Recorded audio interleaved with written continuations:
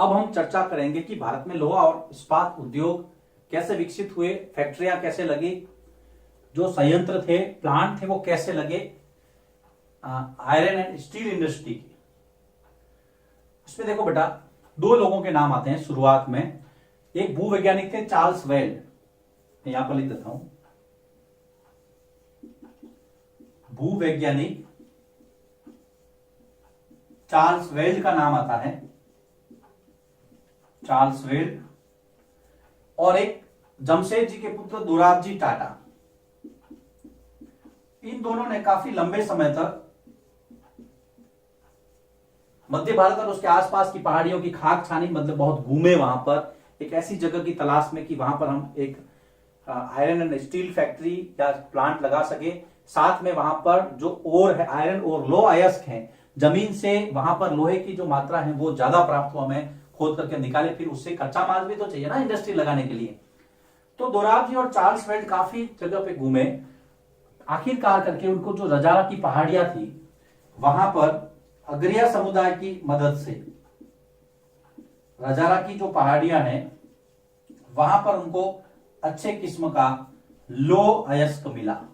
उन्होंने जब देखा कि कुछ लोग टोकरियों में भर करके लोहा लेके आ रहे हैं, और खास करके यहां पर जो अगरिया समुदाय मध्य भारत का, मैंने आपको पहले भी बताया था, अगरिया समुदाय ये मध्य प्रदेश, छत्तीसगढ़ और उसके आसपास का क्षेत्र था, झारखंड वगैरह, जहां पे जो खनिज है वो बहुत ज्यादा मात्रा में मिलते हैं। अगरिया समुदाय टोकरियों में भर भर के लो अयस्क ला रहे थे। जब उन्होंने पता किया तो उनको पता चला कि जो रजारा की पहाड़ियां उसके आसपास का जो क्षेत्र है वहां पर लो अयस्क बहुत अच्छी मात्रा में है। तो इन्होंने फिर वहां पर एक जो स्पॉट था, एक जगह थी, वो डिसाइड किया कि यहां पर हम अपना प्लांट लगाएंगे। तो देखिए, सुवर्ण रेखा नदी के किनारे एक नदी और है खरकई, सुवर्ण रेखा व खरकई नदी, नदियों के किनारे संगम होता है। यहां पर जमशेदपुर जगह का नाम रखा गया, जमशेद जी टाटा का ओरिजिनल नाम इसका साकची था। जमशेदपुर में एक औद्योगिक शहर बसा, जमशेदपुर नाम से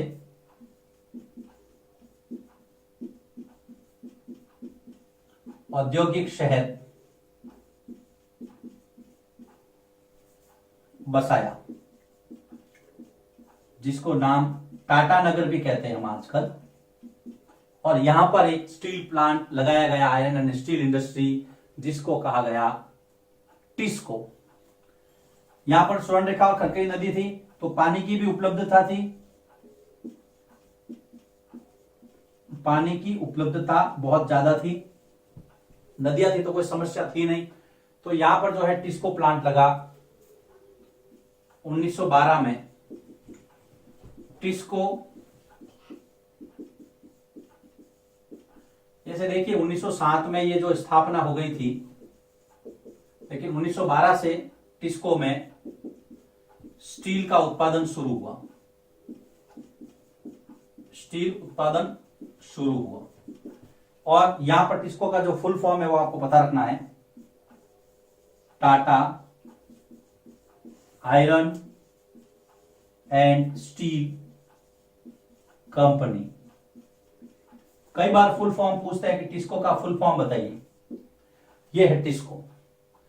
1912 में उत्पादन शुरू हुआ, स्टील उत्पादन। 1907 में उसकी स्थापना हुई, जगह थी साकची, जिसको जमशेदपुर नाम दिया गया। औद्योगिक शहर टाटा नगर भी कहते हैं, जमशेद जी टाटा के नाम पर। भारत का स्वतंत्रता से पहला जो है वो स्टील एक प्लांट था, संयंत्र था, टिस्को। याद रखना, एग्जाम में आता है कई बार।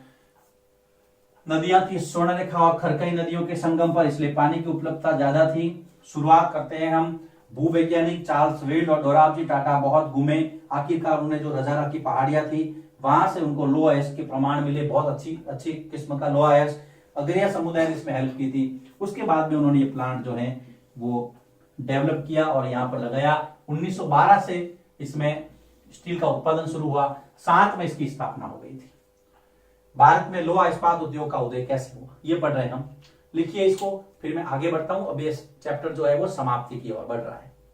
अब देखिए, स्टील का उत्पादन तो शुरू हुआ, लेकिन अंग्रेज ये मानने को तैयार नहीं थी कि भारत में बढ़िया किस्म का स्टील भी बन सकता है।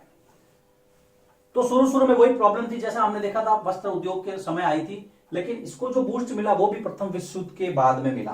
तो प्रथम विश्व युद्ध पता ही है आपको, मैंने उस समय बताया था, फिर भी मैं बताता हूं वापिस। प्रथम विश्व युद्ध 1914 से 1918 तक चला, और उस समय ब्रिटेन में जो भी लोहा इस्पात बंद रहा था, लोहा बंद रहा था, स्टील बंद रहा था, वो सारा युद्ध संबंधी गतिविधियों आवश्यकताओं को पूरा करने में खपने लगा। तब उनको लगा कि यार अब वापिस हम आपूर्ति कहां से करें, कहां से लोहा ले, तो उनका फिर ध्यान गया टिस्को की तरफ। तो प्रथम विश्व युद्ध के दौरान देखो ब्रिटेन में बनने वाला सामान देख सकते हैं हम। प्रथम विश्व युद्ध के दौरान ब्रिटेन में निर्मित लोहे व स्टील का सामान, लोहे व स्टील का उपयोग युद्ध की आवश्यकताओं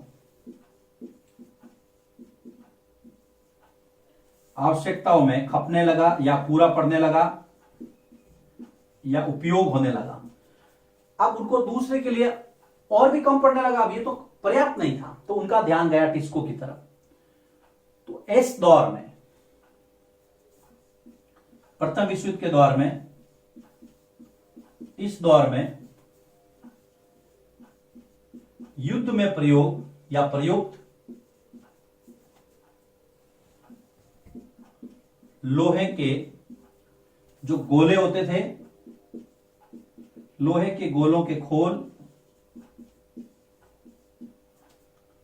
जो तोप के अंदर यूज करते हैं ना, बारूद गोले होते हैं, तोप गोले, उसका जो बाहर का आवरण या वो गोले बनाने के लिए, रेल की पटरियों का निर्माण भी होना था ना, वो भी ऑर्डर टिस्को को मिलने लगे। रेल के पहिए इत्यादि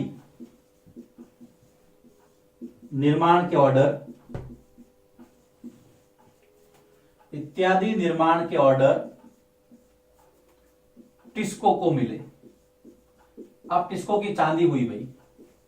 पहले तो ये विश्वास भी नहीं करते थे कि टिस्को अच्छा स्टील बना भी सकता है, लेकिन अब करे क्या, उनको जरूरत थी लोहे की पटरियां, रेल के पहिए, तोपों के गोलों के खोल जो है वो, ये सारी चीजें थी। तो 1919 तक देखिए 90%, 14 में युद्ध शुरू हुआ, 18 हो गया पूरा, 1919 का जो दौर था 90% उत्पाद, 1919 तक 90%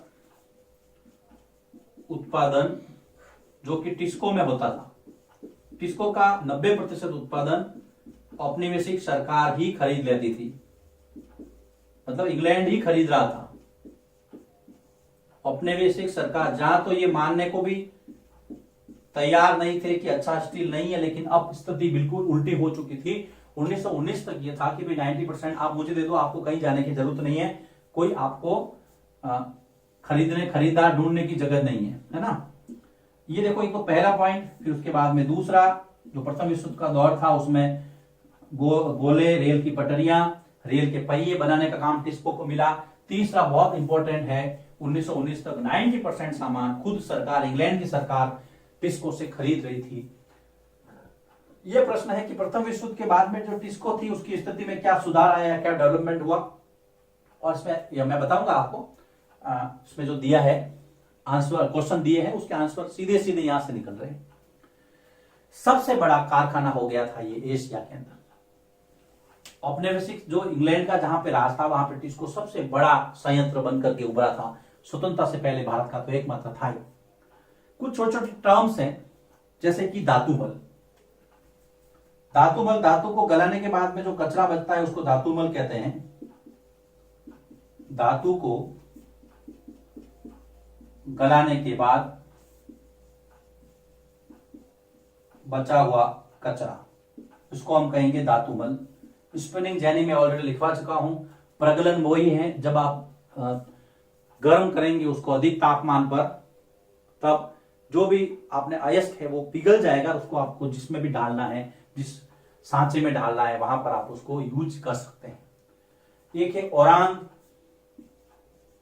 औरांग आपको पता ही है, गोदाम को कहते हैं। औरांग फारसी भाषा का शब्द है औरांग, जिसका मतलब होता है गोदाम। बुनकरों वाले टॉपिक में हमने देखा था कि लोगों ने कहा था कि हमारे औरांग खत्म हो गए, गोदाम खत्म हो गए, हम भूखों मरने की स्थिति में है। ये है धातुमल। ये छोटी छोटी चीजें हैं, आपको पता रखनी है। इस तरह से ये चैप्टर पूरा हो गया बेटा। अब देखिए, ये है आपकी किताब। इसका मैं सीधा ये चैप्टर निकालता हूं, आपके 6 चैप्टर। और 6 चैप्टर के जो प्रश्न है पीछे, सारे के सारे प्रश्नों के जवाब इन सभी वीडियोस में, जो 5 वीडियो इसके उसमें आ गए। यूरोप में भारतीय कपड़ों की भारी मांग क्यों थी, पहले वीडियो मैंने आपको बताया था। जामदानी, बंडाना, अगरिया। अगरिया मध्य भारत के लोहा प्रगालक समुदाय लिखवाया मैंने, जब ये टॉपिक मैंने लोहा वाला पढ़ाया है। इसमें ज्यादा आपको सोचने की आवश्यकता नहीं है, नोट्स आपके बनेंगे। अंग्रेजी का सीड शब्द हिंदी के छींट से निकला है। टीपू की तलवार वुर्ज स्टील से बनी थी, बहुत अच्छी तरह से हमने डिस्कस किया है। भारत का जो कपड़ा निर्यात है वो है आपके, जो 18वीं सदी 19वीं सदी आप देखना उसको, उसके अंदर उसके दौरान गिरने लगा था। 18वीं शताब्दी है शायद मेरे हिसाब से। उसके बाद में देखिए, विभिन्न कपड़ों के नामों से इतिहास पता चलता है। हमने देखा था मलमल, मसलिन, कैलिको, बंडाना, छींट वगैरह, उसका जो आप चारों नाम थे, आप अच्छे तरह से उसको लिख सकते हैं। इंग्लैंड के ऊन और रेशम उत्पादकों ने 18वीं सदी की शुरुआत में भारत से आयात होने वाले कपड़े का विरोध क्यों किया, कैलिको एक्ट। 2-3 परेशानियां थी अंग्रेजों की, वो आप लिख सकते हैं। ब्रिटेन में कपड़ा उद्योग विकसित हुआ तो भारत पे क्या प्रभाव पड़ा, तो कपड़े का जो पतन वाला टॉपिक था उसके 3-4 बिंदु थे, बहुत अच्छी तरह से आप लिख सकते हैं। लोह प्रगलन उद्योग का पतन क्यों हुआ, मतलब लोहे की भट्टियां ठंडी क्यों पड़ी, ये वाला उत्तर वहां पे सेट होगा। वो 4 बिंदु आपको लिखने हैं, 3 या 4 जो भी बताए थे मैंने। भारतीय वस्त्र उद्योग को शुरुआती सालों में वही 1914 से जब उसको बूस्ट मिला था, लेकिन उसके पहले की जो कंडीशन थी, वस्त्र वाले टॉपिक में लास्ट वाला टॉपिक जो हमने पढ़ा था उसमें मैंने बताया था पहले महायुद्ध के दौरान अपना उत्पादन बढ़ाने में टिस्को को कैसे हेल्प मिली। ये सीधा सीधा उत्तर है। तो कुल मिलाकर के हमारा जो स्टडी कंटेंट है वो सीधा पूरा सिलेबस बेसिस है, और हम डायरेक्ट टारगेट करते हैं जो अभ्यास के प्रश्न है। कहीं कोई परेशानी नहीं है। पूरा चैप्टर के नोट्स बना करके मुझे फीडबैक जरूर दीजिएगा कि कैसा लगा आपको। मुलाकात होगी आपसे अगले चैप्टर में, इतिहास के।